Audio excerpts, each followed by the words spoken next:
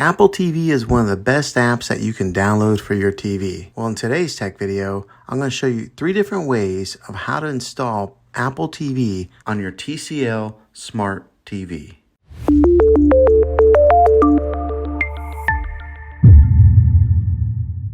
It can be really frustrating if you want to watch some of the great content that is on Apple TV and you find that your TV is unable to download it. If your TV is an older model of Smart TV, then it could prevent you from downloading this app.